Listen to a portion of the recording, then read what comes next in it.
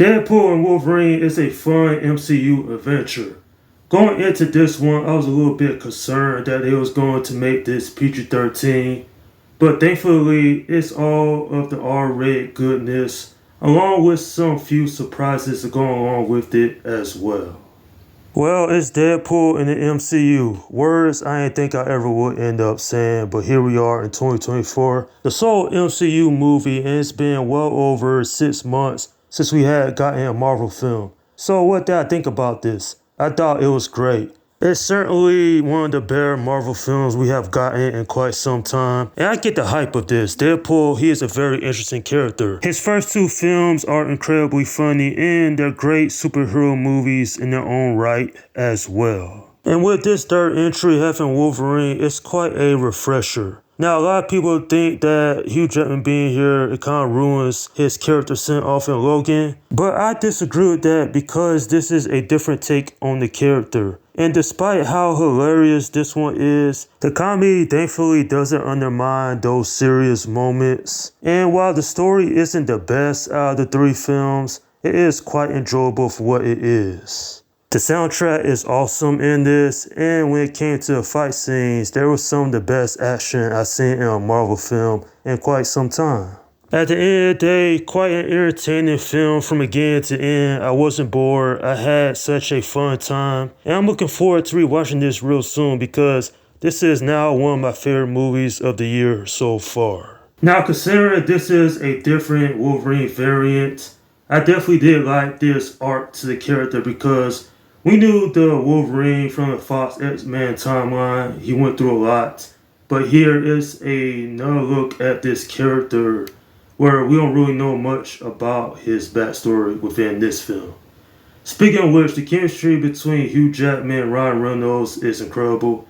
I definitely was laughing at a lot of their jokes just because Logan hates Deadpool. And of course, Wade Wilson, he just goofs around. That's who he is. That's his character. I'm glad that Marvel Studios didn't water him down because could you have imagined if this film was PG-13? It would have ruined the whole character. But Marvel Studios was smart. They made rated R. They made this very gory. Plus, this film has so many cameos from the Marvel Universe. I won't get into it because of spoilers, but man, I was surprised. Now, granted, when it comes to the villains, Mr. Paradox, played by Matthew Macfadyen, he does a great job here. And then there's also Cassandra Nova.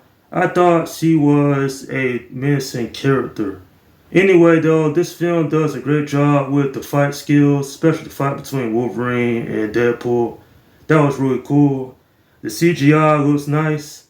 Plus there were some interesting twists and turns that I thought was well thought of.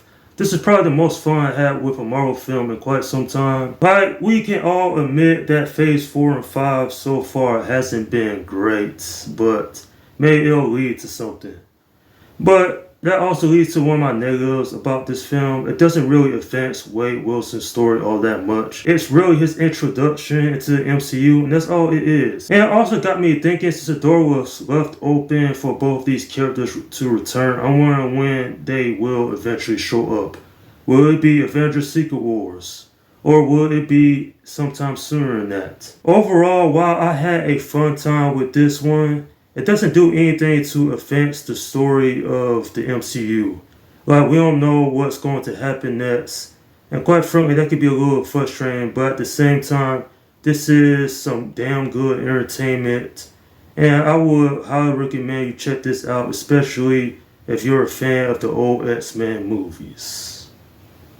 I'm giving this film an 8 out of 10. If you're a big fan of the past two Deadpool movies, you will enjoy this, but you also might have mixed feelings about it simply because Wade's friends, they get sidelined here, so basically this is just a Deadpool and Wolverine adventure. Man, who could have thought that Hugh Jackman still would be playing the character more than 2 decades later? That takes commitment, and considering that Hugh Jackman is in his 50s, he can continue to play this character for as long as he wants to. Quite a entertaining film, and I'm looking forward to what Marvel Studios plans to do with these two characters next. And that's my review of Deadpool and Wolverine.